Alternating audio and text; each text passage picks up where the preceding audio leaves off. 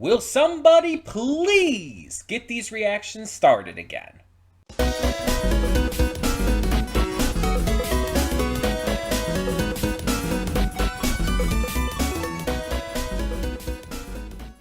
Hey everyone, welcome to Princess of Gay. I'm your host Connie, and today we are here with my blind reaction to John Wick 3, Parabellum, and the only John Wick movie to have a subtitle. What's up with that? I don't even know what Parabellum means.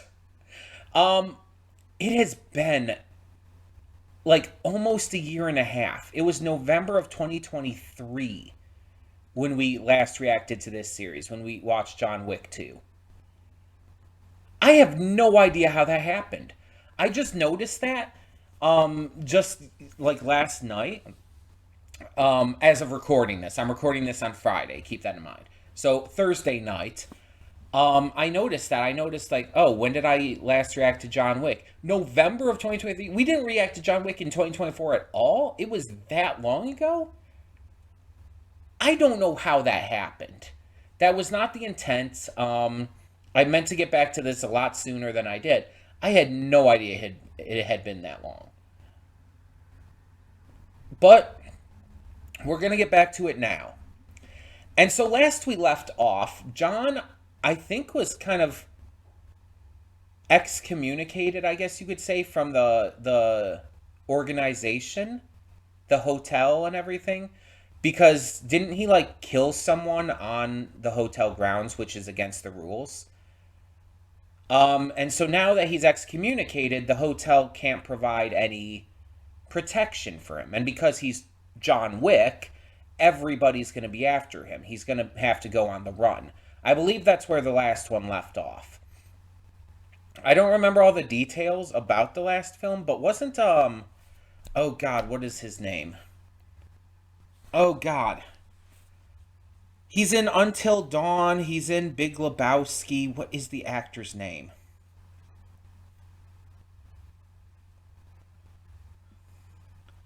Actor Dr. Hill. Until Dawn.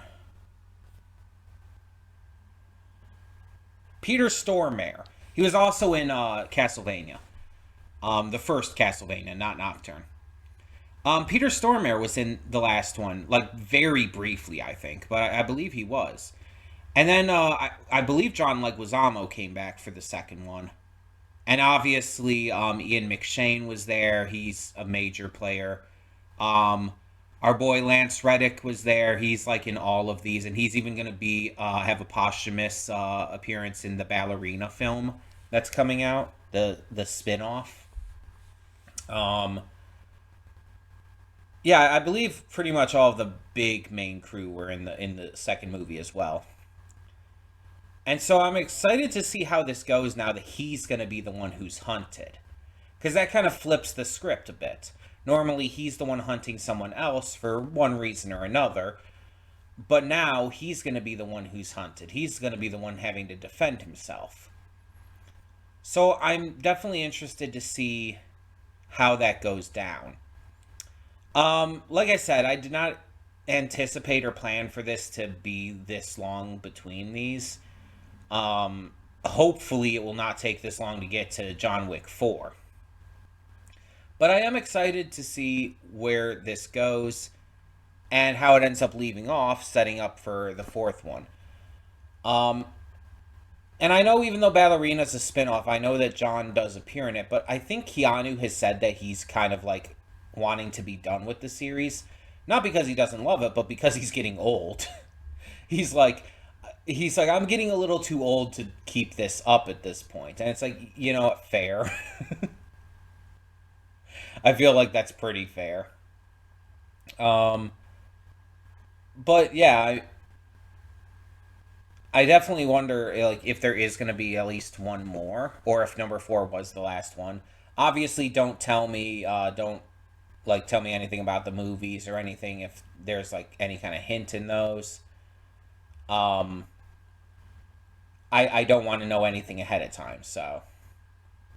That being said, let us get into this movie and just see how this goes with John on the run. Hold up just a sec. Before you click that link down in the description below to get to today's video, I want to remind you of all the awesome content we have both on this channel and the Princess of Gaming channel. Let's check it out.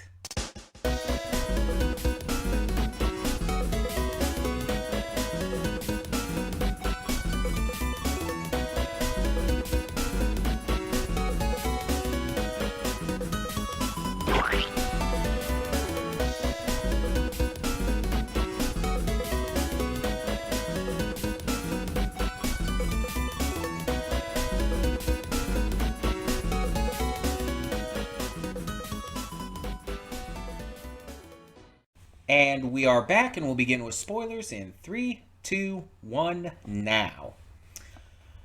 These movies, like, just keep being so good. In fact, I think this is probably the best one yet. And I think the reason for that is because of the main concept of it.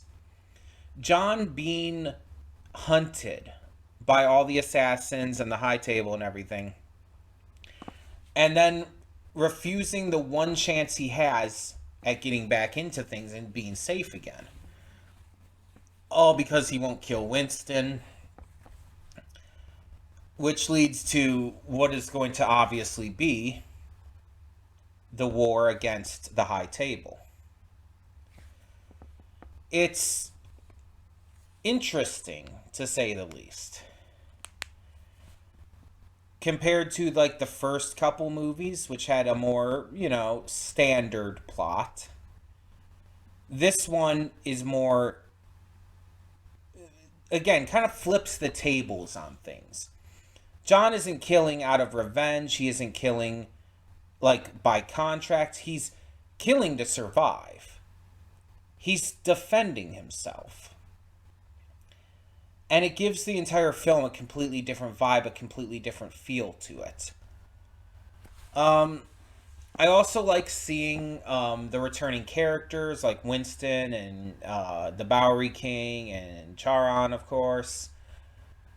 And new characters such as Zero, Mark Dacascos' character, and Asia Kate Dillon's The Adjudicator, were fantastic additions. The latter of which I assume is going to be in the next movie too.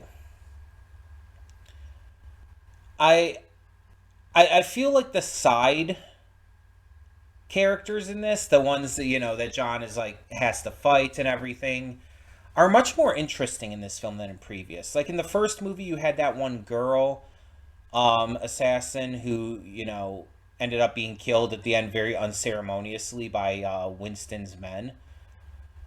Willem Dafoe was definitely great, but you had these characters who are not as memorable comparatively.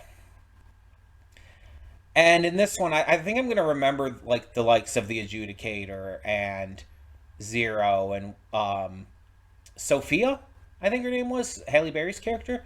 I think I'm going to remember them a lot more. Also, regarding the dog, yeah, the dog was shot in the vest. So that's how the dog survived and was able to keep going. I mean, the dog could survive being shot elsewhere as long as it wasn't a fatal wound. And that's what I was thinking was happening. But I was also wondering, like, okay, but how are you moving and acting this, like, aggressively in that case? And now we know. Speaking of dog, just an Amazon delivery.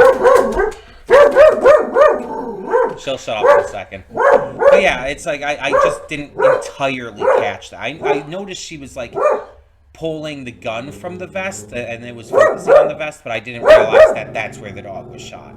Because with the dog like falling over and whining like it was, I thought it was hurt a lot more than it was. So I'm glad the dog was safe.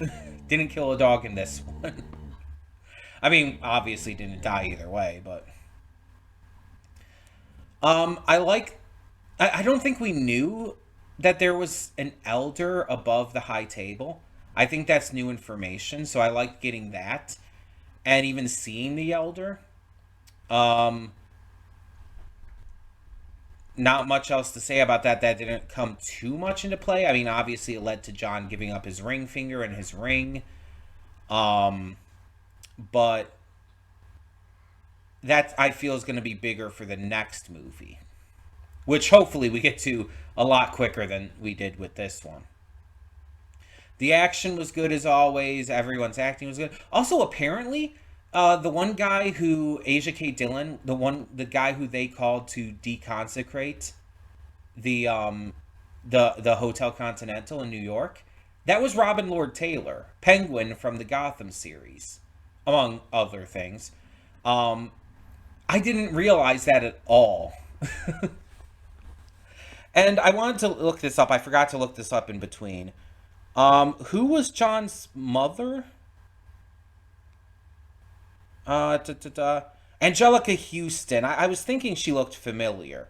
I just couldn't place it. It was Angelica Houston as the director. Yeah, yeah, yeah. I knew she looked familiar. I just didn't think about really looking it up at the time, and I forgot in between. Um, so yeah. Uh, da, da, da, da, da. Also, the one of the Bowery King's men, the one who was like the TikTok Mr. Wick, time's almost up, and I believe he was the same one who delivered him to the Bowery King at the end. That was Jason Mantzoukas. That was Rex Splode from from Invincible. That's fun. I didn't know that he was in the previous movie too. I don't know if I realized that in the second movie or if I saw it afterwards. I don't know, but I if I did I forgot because I feel like I didn't know that. Um, I think that's the same guy from the first movie at least, or the second movie rather.